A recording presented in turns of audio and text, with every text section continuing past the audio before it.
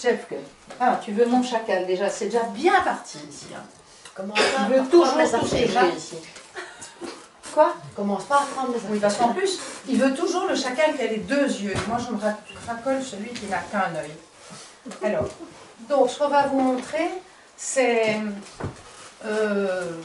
des scènes classiques, hors communication non violente. Et puis, on va vous montrer, on espère, parce qu'on est en intro toujours. Donc, c'est chaque fois la surprise, pour moi en tout cas. On va vous montrer ce que ça peut faire quand on a un petit conflit. Et tu veux présenter la scène? Comme ça, je bois un peu d'eau. Alors, je suis le mari, je m'appelle Jeffke. Et c'est ma femme Marie-Thérèse. Et je rentre à la maison, elle est dans la cuisine. Ce qui est rare, hein, il n'est jamais là. Commence pas, hein. Je dis ce que je veux. Hein. M'énerve. Et elle parle à notre fils qui s'appelle Sam. Il a quel âge encore? 15 ans. 15 ans. Je peux te prendre pour Sam, Simon? Oui, bien sûr.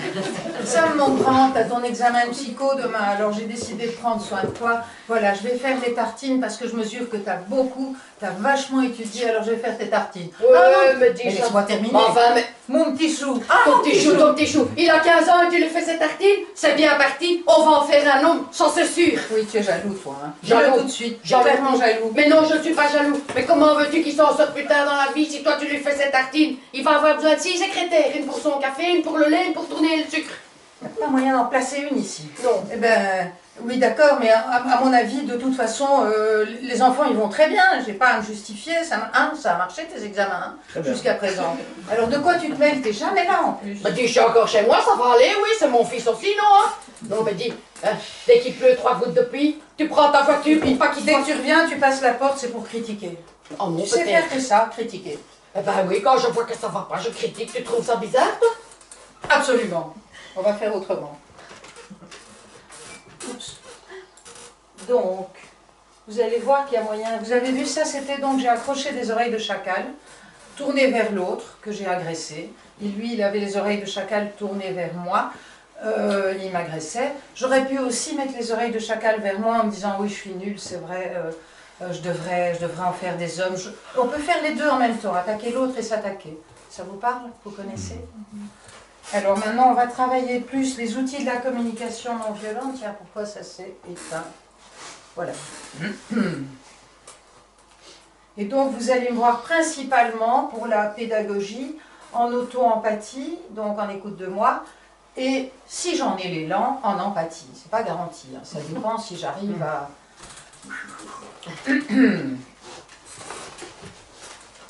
J'ai été faire 1 ou 2 stages de communication non violente. C'est élevé. Eh ben, dis. Mais...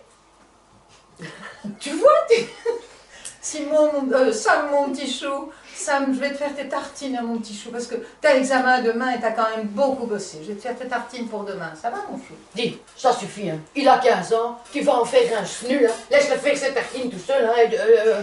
Examen ou pas examen, on s'en fout, allez. Il est jamais là, il est déjà dans la tête, on fait ce qu'on veut, hein. Il est déjà en train de faire la morale, quoi. Il passe à peine la porte, moi j'élève ses enfants seuls. Je suis agacée. Comment je me sens? Agacée. Je crois que je suis triste aussi. Ah, tiens, ça respire déjà un peu mieux. Rien de m'écouter 2 secondes comme ça marche ce truc. Ouais, je suis triste, j'ai mal au ventre en fait. Il paraît que j'ai des besoins, des aspirations. J'aurais besoin d'autonomie, quoi. J'ai besoin qu'on me fasse confiance aussi, je sais quand même ce que je fais. Il réussit bien. Ah. Tiens, ça m'a calmé un peu. Oui, je crois que je suis triste aussi, parce que j'aimerais pouvoir être vue dans la pertinence de mes modes de fonctionnement, tiens. Ça m'a fait du bien, celle-là. Ouais, j'ai besoin qu'on me fasse confiance. Ok, il paraît que lui, il a des besoins, là, je suis assez reliée à moi. Juste là, petit chou, excuse-moi, je faisais une petite aparté avec moi-même. Est-ce que tu es inquiet? Tu te sens inquiet pour nos enfants? Tu as besoin d'être sûr qu'ils vont, qu'est-ce qu'il a dit, devenir des hommes plus tard? Ben, t'as déjà vu le monde dans lequel ils vont devoir se défendre? Tu seras pas toujours là pour leur faire leur tartine, hein, dis? Oui, donc tu aimerais vraiment qu'il y ait comme une forme de conscience sur le fait que la vie n'est pas rose. Est-ce que c'est ça? Oui, oui, c'est ça. C'est pas toujours rose et si tu es trop mère-poule, comment veux-tu qu'ils apprennent quelque chose? Et voilà encore une vanne. Heureusement qu'il y a l'auto-empathie, maintenant c'est mère poule. Je vois bien, hein, j'ai même plus envie de regarder, quoi. Pareil, respirer, il y a 4 R dans l'auto-empathie.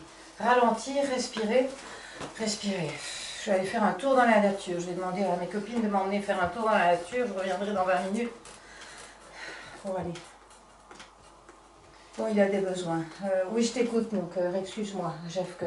J'ai un peu perdu le fil. T'as perdu le fil, c'est pas grave. Je te dis que moi, je suis inquiet quand je vois qu'à son âge, il sait pas encore briller sa tartine tout seul. Il est inquiet, il est en train de lui pousser des oreilles de girafe, là. Donc, tu es inquiet, tu as besoin d'être sûr que plus tard, il va pouvoir se gérer? Ben oui, tu sais, moi, quand j'étais petit, on me faisait pas mes tartines et on me conduisait pas à l'école en voiture pour 4 gouttes. Il a besoin d'empathie pour son enfance. Donc, tu aurais aimé... J'entends 2 choses dans ce que tu me dis. D'une part, tu aurais aimé qu'on prenne soin de toi quand tu étais petit. Et d'autre part, tu aimerais que je puisse mesurer que c'est grâce à ça que tu es devenu un mec? Eh bien, je crois que oui. Merci.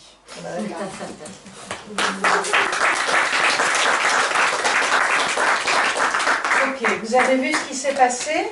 Je ne suis pas revenue à me dire, parce que voilà, dans le jeu de rôle, je voulais vous laisser un petit peu pour les autres scénettes qu'on va faire. Mais donc vous avez vu, et c'est authentique, hein, parce que voilà, je l'enseigne depuis des années, mais je le vis organiquement quand je peux m'écouter moi-même, faire le demi-tour vers moi, avec mes 4 R. Je voudrais vous les citer pour ceux qui prennent des notes. Dans les 4 R, il y a ralentir, respirer, regarder ou ressentir. Regarder ce qui se passe à l'intérieur de moi, c'est-à-dire comment je me sens et à quoi j'aspire, et ressentir, me donner les moyens de sentir chez moi, plutôt que de me sentir agressée ou quoi, mais c'est quoi ce qui se passe pour moi, ce que je vis et ce à quoi j'aspire. Et alors j'avais une amie ce week-end qui nous a partagé dans un groupe que les 4 R dont je viens de vous parler vont conduire à 4 R que je voudrais vous citer. Et ces 4 R sont, quand je peux faire le demi-tour vers moi, je vais me régénérer, je vais me restaurer, je vais me ressourcer et je vais me relier à moi. Ensuite, ça me permet de me relier à l'autre et puis ça me permet de me relier au monde ensuite. Et pour moi, ça c'est le final dans les couples, c'est comment ensemble, en se soutenant l'un l'autre, on peut se relier au monde et servir le monde. Voilà, alors donc ça c'est pour l'auto-empathie, l'écoute de soi. Donc je pense que la phrase du Christ « aime ton prochain », on a beaucoup oublié la fin qui est « comme toi-même ».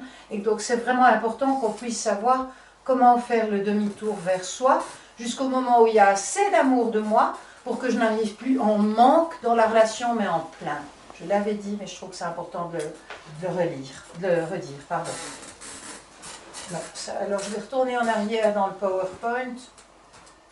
Voilà, ça c'est l'auto-empathie ou écoute de soi. Elle a du coup développé 2 paires de bras. Se questionner 3 fois par jour sur ses sensations physiques, ses sentiments et ses besoins dans le moment.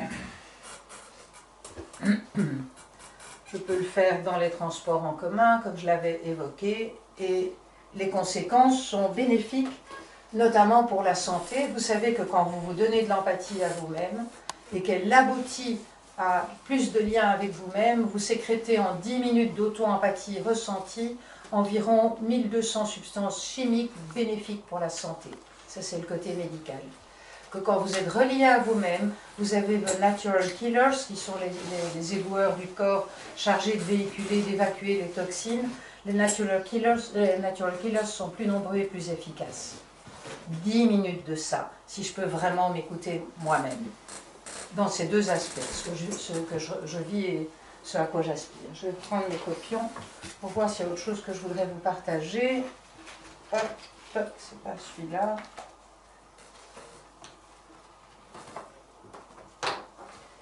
Voilà. Oui, Il y a encore une chose importante, c'est que quand j'écoute ce que j'ai dans le cœur, ça m'évite de balancer à l'autre ce que j'ai sur le cœur.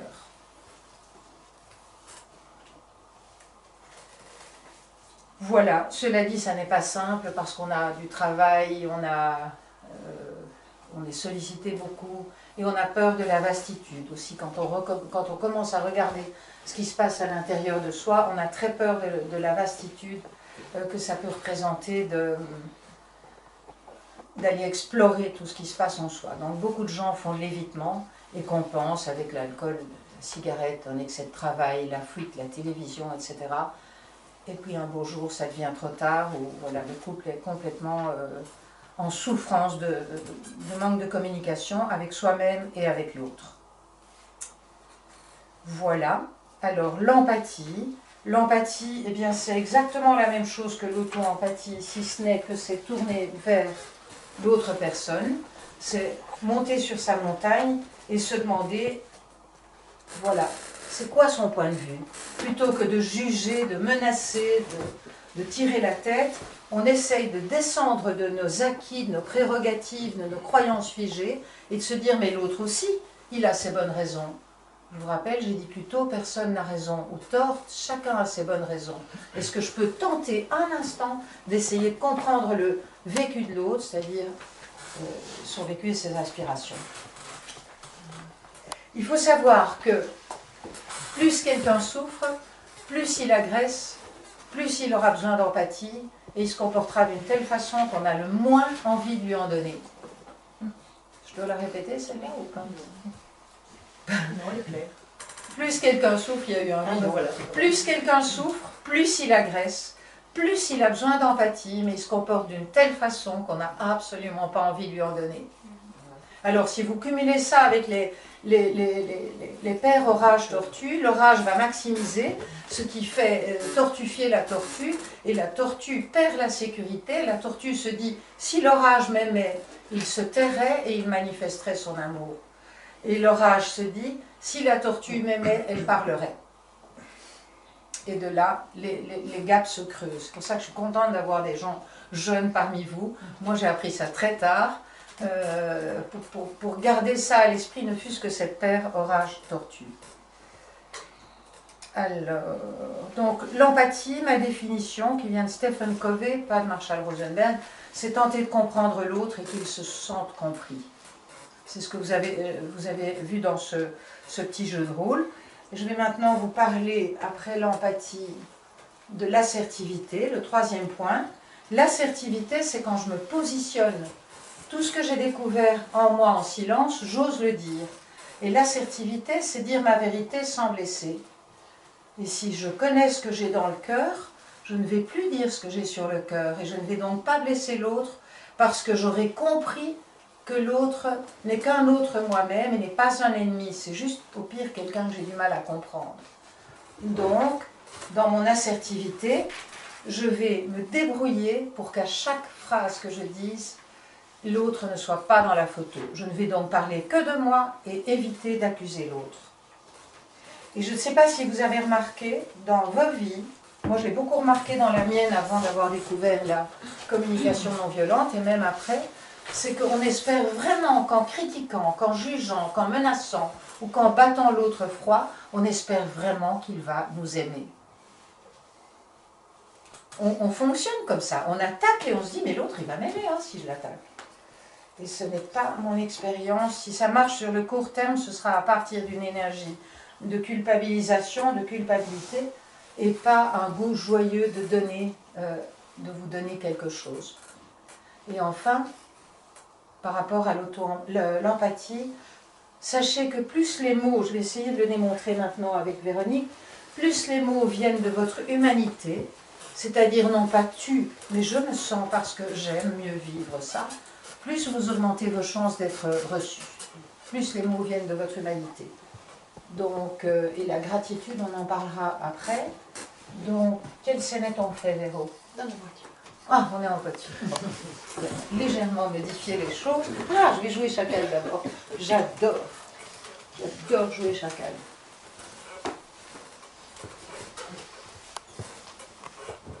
C'est qui commence? toi? Oh, je vais râler un peu. Ah oui, elle veut rouscailler, c'est Jeff qui rouscaille. Ah, je te jure. En plein hiver, sortir la voiture pour aller à cette conférence. Ça y Alors, est, il y a un super match de foot à la télé. Aïe, aïe, aïe, elle aïe, me voit en aïe. train de rouscailler. Toujours la même chose. J'envoie un SMS à mes copines. Pourquoi est-ce que tu Voilà. envoies un SMS à tes copines? Arrête de râler, roule, roule. Râler. Ah, ce match de foot. Demain, mes copains vont connaître les goals et moi, non, là, je vais rien savoir les résultats. Oui, ben, tu fais bien de venir à une conférence sur les couples. Depuis 40 ans qu'on est mariés, t'as vu comment ça se passe entre nous? Justement, qu'est-ce que tu veux qu'on aille apprendre? On se dispute super bien, moi, je trouve. C'est pas de ça qu'il s'agit dans cette conférence sur les couples. On va avoir des clés. Des clés. C'est quoi? Ça va être une séance de déballage de toute notre intimité? Merci. Ça vaut plus la peine de parler avec toi. Oui, c'est ça, tais-toi, tiens. Dans 2 km 500 mètres, prendre la sortie à droite, direction O1. Oh ben oui, on va la prendre la sortie. On rentre à la maison. Moi, j'ai plus envie d'y aller. On va aller voir ton foot. Ça, c'est J'ai plus une, envie, cette conférence sur les couples. ça, c'est Chier une, grave. c'est une bonne idée. Oui, c'est ça. Et en plus, moi, je vais faire un accident parce que je te regarde maintenant, en plus. Non, mais franchement, C'est elle est toujours où ma cette faute. sortie 24 maintenant? C'est toujours de ma faute, voilà. J'en ai marre. Bon. Ok, ça vous donne des pistes ou pas? Je vais finir mon SMS, excusez-moi. Oh là là là là là là. Bon. Je vais prendre mes autres girafes, tiens, il y en a une autre qui vient.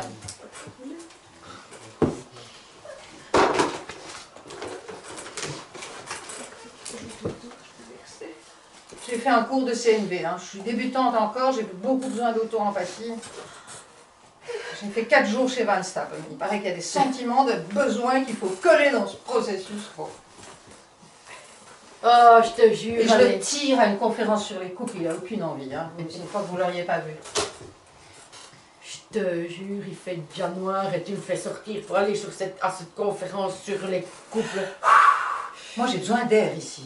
Je n'en peux plus. Je n'en peux plus. Chaque fois qu'on sort, ça fait 20 ans que ça dure, et il râle. J'en peux plus. Il est toujours en train de râler. Là, ça me fait du bien de m'écouter. Surtout en voix off, ça va pas se mettre pire que bien. Il paraît qu'il a des sentiments et des besoins. Non, c'est trop fort ça. Non, je reste en silence. Je t'entends plus. Tu fais la gueule ou quoi? Non, j'essaye de m'écouter moi-même, Jeff que. Et ça fait beaucoup de bruit?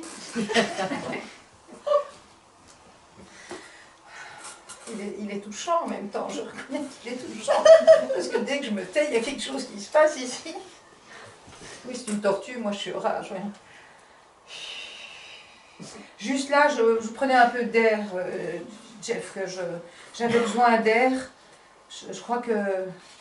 Oui, je crois que juste là, je me sens un peu triste parce que je suis contente d'aller à cette conférence pour les couples et puis j'aurais envie que ça soit chouette entre nous.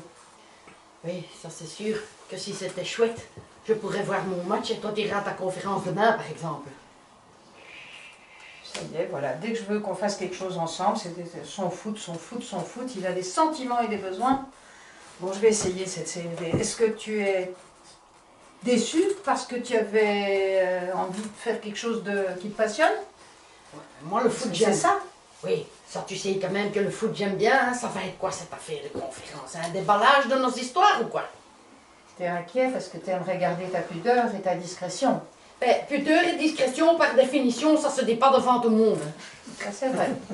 Donc, si je te suis bien, là, je vais faire un reflet. Ça aide aussi. Si je te suis bien, pour toi, la discrétion, ça consiste à vivre les choses à nous deux et pas en groupe. Ben voilà, t'as tout compris. Et à force de bavarder ici. Dans 2 km 500 mètres. Non, on a Sortie. raté la sortie, non? On a 24. raté la sortie, non? T'as pas raté? J'allais justement le dire, elle est où cette sortie ici? Parce qu'on va jamais y arriver à ta conférence. Moi je te le dis, avec ton besoin d'air, on est bien. Donc, il paraît que quand l'autre vous accuse, il faut monter sur sa montagne et il a un sentiment et un besoin. Heureusement que j'ai le processus là. Donc, t'es inquiet à l'idée de rater la sortie. Ben oui. Ah ben voilà, justement, elle est là, on vient de la louper. Eh ben bravo, Je te signale qu'il y en a un qui me colle au cul. Moi si je fais une marche à droite, eh ben on est dans un plantain mais pas à ta conférence. Oui, tu as vraiment besoin de sécurité pour nous sur la route. Ben, tu veux qu'on arrive en 1000 morceaux ou quoi à ta conférence? Faites demi-tour. Et voilà, si possible, faites demi-tour. Je vais faire un U sur l'autoroute, ça va être bien, tiens. On dirait ma mère quand je t'ai épousée dans l'église. Tu sais ce qu'elle m'a dit? Si possible, faites demi-tour, Jeffke. Est-ce que tu es déçu, Jeffke, parce que tu aurais voulu épouser quelqu'un d'autre que moi il y a 40 ans? Oui, allez, je sais pas s'il faut maintenant revenir sur ces 40 années. Ma mère, elle savait aussi bien nous emmerder quand elle voulait. Ça, c'est vrai. Ça, c'est vrai. Bon, juste là, il y a la sortie 25, Jeff. J'ai entendu que tu veux aller au foot et je vois que vraiment, moi, j'ai aussi envie d'avoir des clés pour communiquer différemment. Est-ce que tu serais d'accord qu'on fasse un essai? Est-ce que tu as enregistré le match de foot? J'ai enregistré le match de foot et je crois que je vais sortir à la 25 parce que sinon, on verra ni la conférence ni le match de foot. D'accord, on va à la 25 et on fait quoi? On va voir le foot ou on va au couple? Bon, écoute, maintenant qu'on est quand même déjà à la 25, on va aller au couple. Ça va peut-être nous faire du bien. Oh, merci mon petit chou. Quand je vois que... Tu vas nous mettre dedans, hein, avec tes histoires. C'est encore moi. Gratitude. Quand je vois que tu as la souplesse d'accepter quelque chose qui n'est pas ta préférence ce soir pour notre couple, je suis hyper touchée. Et ça nourrit un besoin d'espoir pour moi. Pas de platane. Non, non, mais de l'espoir, ça c'est sûr. Pour te disputer un peu moins, il en faut, hein. Oui. Bon, si tu veux pas qu'on soit dans un platane, je te ferai un bisou au vestiaire là-bas. Ah.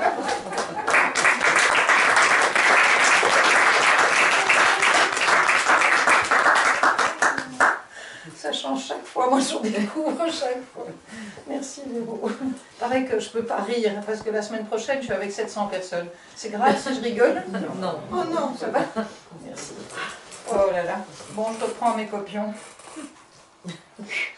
Non, je crois que j'ai besoin d'une minute de silence pour me recentrer. Ça vous irait qu'on fasse une minute de silence, peut-être pour intégrer aussi un peu ce qui s'est dit? Hop. Donc ça, balancer mes 4 vérités, je ferai le silence après, ou dire à l'autre ce que j'ai dans le cœur, plutôt que sur le cœur. Hop.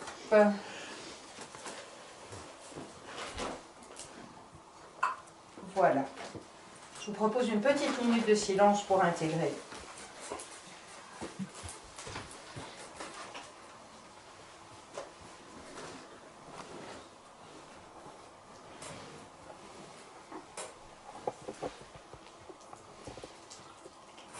Merci. Alors, en dehors de l'assertivité, qui est la capacité de dire ce que je vis sans agresser l'autre, comme peut-être vous avez vu que je l'ai fait, il y a un autre point crucial pour moi qui découle de l'assertivité, c'est la capacité de reconnaître mes erreurs.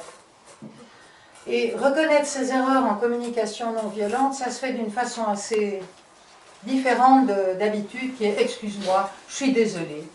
Reconnaître ses erreurs, entre guillemets, c'est dire ce qu'on vit et ses aspirations. Ça consiste à faire quelque chose du genre, quand je mesure ce qui s'est passé entre nous, par exemple, je suis triste parce que j'aurais aimé mieux faire. Et si je suis à même de montrer ce qui m'habite dans mon cœur et ce que j'aurais aimé faire différemment, c'est très guérisseur pour une relation, pour autant évidemment que je sois sincère. Alors reconnaître ses erreurs, à mon avis, ça rend fort, ça fait fondre l'autre. Si je suis sincère, je me répète. Et quelque part, ça me rend très puissant, parce que je peux assumer mes ombres comme mes lumières. Et là, je voudrais passer au dernier point qui me semble vital en communication non violente, c'est de passer du coup de foudre au coup de cœur, par la gratitude.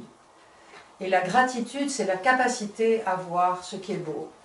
Il y a une phrase qui m'est venue un jour qui est « les petites attentions font les grandes relations ». Alors c'est très simple, la gratitude avec la communication non violente, et c'est très, très important parce que ça soude les couples. Quand je peux être dans la gratitude de la façon que je vais vous décrire et qu'on va essayer de remettre en pratique si ça se met, eh bien c'est comme si c'est comme si quelque part je remets les pendules à l'heure, parce que plutôt que d'accuser l'autre sur les douleurs qui se sont réveillées en moi suite à mes blessures, donc plutôt que d'accuser l'autre, je vais tenter de voir ce qu'il y a de beau en lui ou en elle, surtout quand on est en difficulté. Et quand on est en difficulté relationnelle, on peut toujours se relier au beau d'une façon concrète. Alors la gratitude vécue intérieurement sans la dire va booster la dopamine, qui est l'anti-Parkinson notamment, et qui a plein d'autres effets agréables. Mais donc la dopamine est quelque part bonne pour la santé dans des dosages raisonnables, bien sûr, et ça va booster la sérotonine, et qui est quand même l'hormone de la relaxation, de la détente.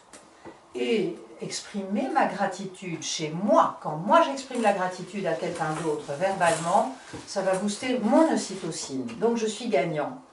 Et quand j'exprime ma gratitude à l'autre, comme je vais vous l'exposer, eh bien, ça booste l'ocytocine de l'autre. Donc 10 minutes de gratitude ressentie boostent 1300 substances chimiques bénéfiques pour la santé. Ça, c'est pas de moi, c'est de Joe Dispenza, qui est un homme que j'ai suivi pendant des années et que j'adore, et qui fait le lien entre voilà, la physique quantique, la spiritualité, la mystique et la physique pure. Et donc c'est vraiment important de savoir que chaque fois que je cultive de la gratitude, je sauve des vies, je peux sauver des vies concrètement, parce que vous ne pouvez pas mesurer ce que ça peut faire dans la vie des gens que de recevoir une petite appréciation. Nous avons tous un narcissisme fragile, et le fait de pouvoir savoir concrètement, parce qu'en CNV, en communication non violente, on dit sa gratitude de façon concrète, eh bien ça sauve des vies. Un jour j'avais animé un stage, et j'avais observé une personne qui avait beaucoup rangé, qui avait fait énormément de connexions entre les autres, et je me dis, tiens, je vais les téléphoner. C'était à l'époque où il n'y avait pas encore les GSM, donc je ne voyais pas son visage, je lui téléphone, et je lui dis, tiens, je t'ai vu pendant le week-end débarrasser les tasses de café, ranger dans le lave-vaisselle, et j'ai aussi vu que tu allais vers des personnes plus seules, donc je lui cite 2 choses concrètes, donc irréfutables. Et je lui dis, quand je pense à ça, je suis heureuse, je suis touchée aussi. Parce que pour moi, ça répond à un besoin de soin de chacun et aussi à un besoin de soutien dans les tâches ménagères que j'avais à faire. À l'époque, je faisais un Bluetooth. Et quand je lui ai dit ça, au bout du fil, je n'ai rien entendu. Et puis au bout de 2-3 minutes, j'ai entendu des sanglots qui ne s'arrêtaient pas. Et je me suis demandé si j'avais dit quelque chose de travers ou quoi. Et puis je suis restée en empathie silencieuse avec ces sanglots. Et puis je lui ai demandé si elle voulait déposer ce qu'elle vivait, et elle m'a dit, ton coup de téléphone tombe à point parce que je me déteste tellement que j'avais préparé la corde pour me pendre. Et là je suis restée, heureusement Marshall Rosenberg m'avait expliqué, m'avait appris comment être en empathie même à travers un téléphone, en tout cas dans mon cœur. Depuis lors on sait qu'avec le champ quantique, toutes les énergies voyagent, on n'est pas séparés, même à travers un fil de téléphone. Et cette femme, finalement, a reçu un peu d'écoute et elle aide les personnes de nos jours. Elle était très jeune à l'époque, elle a reçu de l'écoute pendant 6 mois, elle a pu faire ce qu'on appelle des séances de guérison avec des jeux de rôle de guérison, et elle aide les femmes qui ont vécu ce qu'elle a vécu. Et elle voilà, a développé l'amour d'elle-même. Donc, si vous retenez ne fût-ce que ça, la gratitude avec ces 3 étapes, j'observe des faits, je dis comment je me sens, et je dis les besoins assouvis, vous pouvez sauver des vies, réellement. Voilà, je crois que j'en ai assez dit pour ce soir. Je voudrais terminer par une petite scénette, mais aussi par vous parler encore de Gary Chapman. Est-ce que vous connaissez ça? C'est pour la gratitude. Est-ce que vous connaissez Gary Chapman? Oui. Ok. Gary Chapman, il a écrit plusieurs livres sur les 5 langages de l'amour et les 5 langages de l'amitié. Parce que je ne voudrais pas avoir l'air que la communication non violente est la panacée universelle. Il y a la communication non violente, mais il y a 1000 formes de communication. Et j'adore ces 5 langages. Il y a donc les paroles valorisantes, c'est la gratitude ou l'appréciation dont je viens de parler. Donc observation, mes sentiments et mes besoins assouvis. Il y a les services rendus. Il y a beaucoup de gens qui ne sont pas à l'aise avec les paroles, mais qui sont très à l'aise avec faire des choses pour vous tout le temps. Mais le problème, si vous êtes avec quelqu'un qui est bien avec les services rendus, mais que vous avez besoin de mots, vous n'allez déjà pas vous rencontrer de nouveau. Et comme on a tendance, je l'ai dit au début, à se choisir incompatible, parce qu'on se sent incomplet, vous voyez par où, très vite, on va risquer de rencontrer quelqu'un qu'on va aimer, et qui est service rendu et cadeau, et vous, vous êtes moment de qualité et touché. Et vous voyez, ça vous parle? Donc je vous recommande ce bouquin de Gary Chapman, juste pour la conscience, il se lit très vite, celui sur les 5 langages de l'amour au sein du couple, il y a aussi avec les enfants, enfin bref, il en a écrit plusieurs. Il y a les moments de qualité, comme nous allons vous présenter maintenant, Véronique et moi, en scénette, le toucher, voilà, les cadeaux, les services rendus. Si vous voulez devenir complet, vous déployez, rappelez-vous les parts de soi perdues au début de mon exposé, c'est important que vous puissiez aussi rencontrer l'autre dans son langage de l'amour. Si vous aimez les services rendus, c'est vraiment important que l'autre puisse faire un pas vers vous, vers les services rendus ou les cadeaux. Et si l'autre aime les paroles valorisantes, que vous fassiez le yoga de la relation, de lui donner des paroles valorisantes, pas du genre « tu es génial », parce que ça ne sert à rien. Mais vraiment, quand je t'ai vu l'autre jour, aider une femme à traverser la rue alors qu'elle était en difficulté, je me suis sentie heureuse. Et ça répond à un besoin de solidarité pour les humains. De faire ces 3 étapes. Voilà, alors cela étant, je regarde, oh, j'ai éteint mon diaporama sans le vouloir, et ça ce sont les sources d'inspiration, oui, alors ça, je vais le laisser là pour que vous voyez la scénette, et puis je vais conclure avec le PowerPoint après. Ah, bon, ici c'est la Saint-Valentin.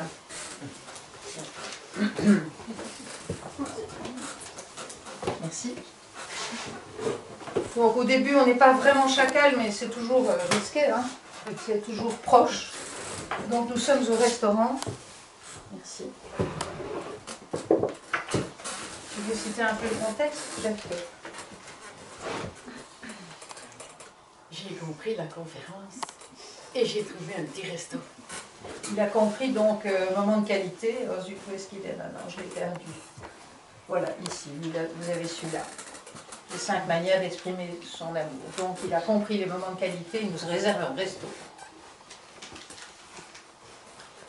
Chacal proche. Dis Chouka, comment tu trouves ce resto que je nous suis dégoté pour cette Saint-Valentin? J'adore la Grand Place, mon petit chou.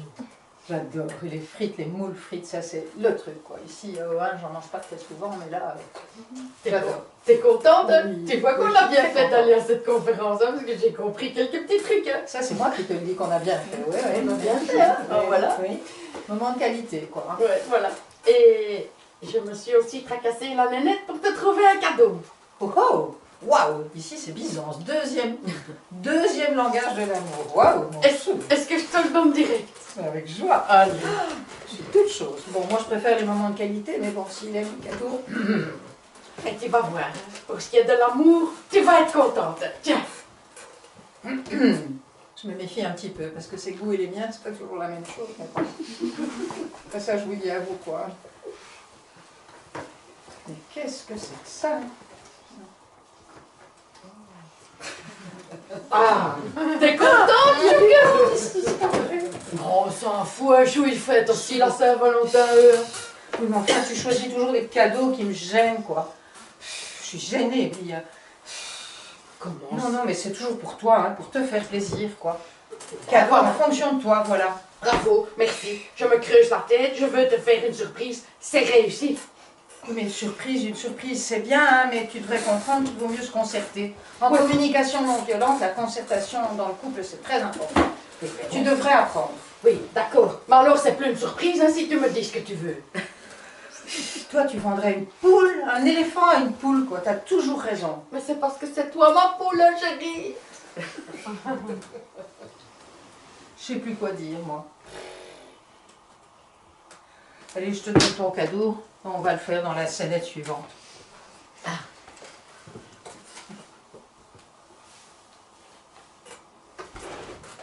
Je te rends ton cadeau.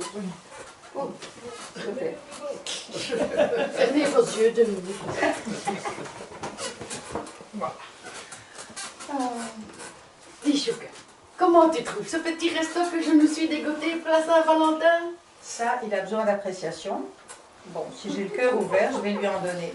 C'est clair qu'il a besoin d'appréciation. C'est évident.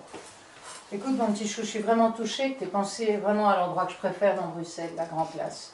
Tu as vraiment pensé à la Grand Place, puis il y a des moules, j'adore ça, et voilà, je crois vraiment que je compte. C'est un besoin de croire que je compte. Merci. On a bien fait d'aller à cette conférence, finalement, hein? C'est toi qui le dis. Merci, merci la sortie, Vincent. Et je t'ai acheté un petit cadeau aussi, je peux te le donner? Cadeau, waouh, top alors. Oui, je suis ravie. Tiens, moi aussi, j'ai un petit cadeau. On commence par le tien? Si c'est comme tu veux, je te laisse choisir. Il a des oreilles de girafe, celui-là, déjà. Bon, je les trouve plus. C'est comme je veux, non? Allez, on va commencer par le tien. Ah, tu vas voir, c'est super chouette. Merci, petit chou. Je suis très pressée de découvrir ce que c'est. Ah. Oh, c'est surprenant. Je me sens surprise. Oh, il y a des gens. On s'en fout des gens, c'est la Saint-Valentin, ils ont tous un cadeau. T'es contente? Je me sens, juste là, je me sens partagée en fait.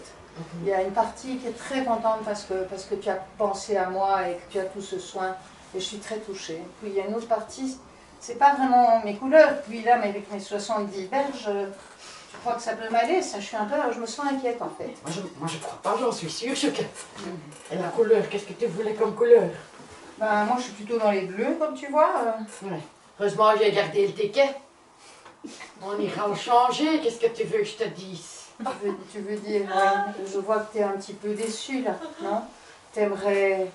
T'aurais aimé que j'aime le rouge? Ben, j'aurais surtout aimé que ma surprise était une vraie surprise. Oui, ça c'est décevant quand on fait une surprise et puis que c'est un petit peu à côté. Oui, un petit peu beaucoup, hein, parce que rouge et bleu, c'est pas vraiment... Oui, mais le soutien, j'aime beaucoup la forme. Hein. Ah. Là, je me sens touchée parce qu'en plus, je crois que c'est la bonne famille. J'ai l'œil, Chou, j'ai l'œil. Oui, bravo. Donc, je me sens vraiment, vraiment ravie et j'ai juste à cœur d'oser être moi. Tu vois, j'apprends à être moi avec cette communication non violente. Donc, je voudrais un cadeau que j'aurai du plaisir à mettre avec toi. On va aller l'échanger à 2 alors, si tu veux. De toute façon, après l'avoir échangé, je pense qu'on va vite l'enlever aussi. Ben. Ça c'est sûr, ça c'est sûr. Tu crois quand même pas que je vais te le laisser toute la nuit, non? Ok, je vais lui donner mon cadeau. Tiens, petit chou. Tu as aussi compris que j'aime bien les cadeaux, hein? Oui. Au plaisir de lire. Ça sent le livre, ça, je le sens. Les langages de l'amour. 277 pages. Mais tu sais combien de matchs de foot moi je vais louper si je dois lire ton bouquin. Oui, j'entends que tu es vraiment réactivée là, parce que toi, tu as envie de faire des choses plus dynamiques. C'est ça, comme regarder la télé. Ouais, regarder la télé ou m'occuper de ton rouge et bleu, là, mais lire ce bouquin, il est fourre, Ali. Oui, donc, d'accord, t'es agacée, tu préfères des choses plus vivantes? Voilà, vivante.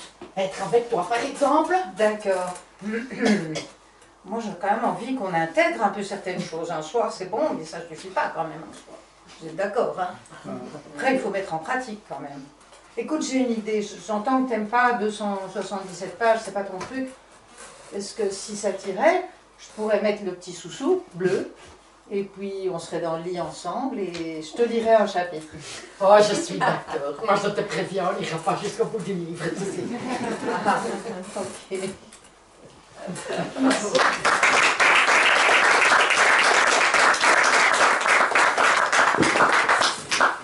Voilà, alors ça approche à sa fin, ce que je voulais vous partager, avant un temps de questions-réponses.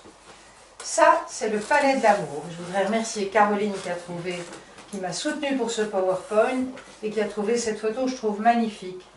Je trouve qu'ensemble, on peut co-construire le palais de l'amour. Et dans le palais de l'amour, personnellement, je trouve que c'est très important de pouvoir mettre différentes choses.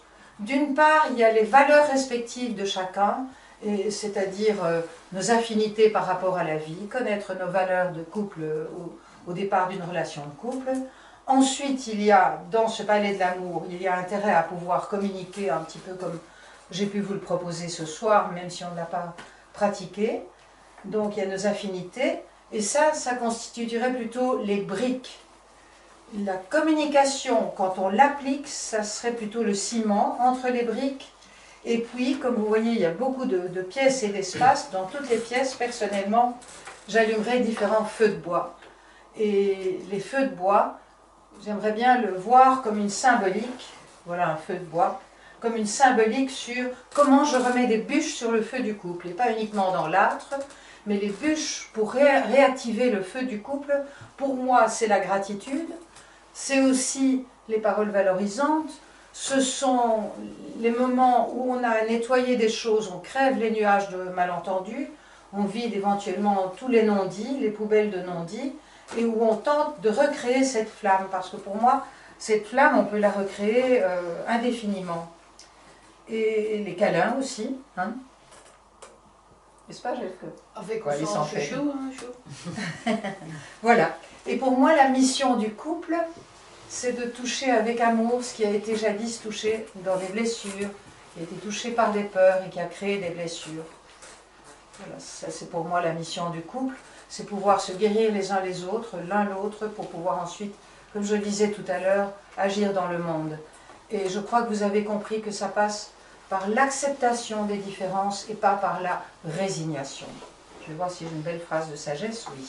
Saint-Exupéry a dit « L'amour, c'est peut-être ce mouvement par lequel je te ramène doucement à toi-même. » Merci beaucoup.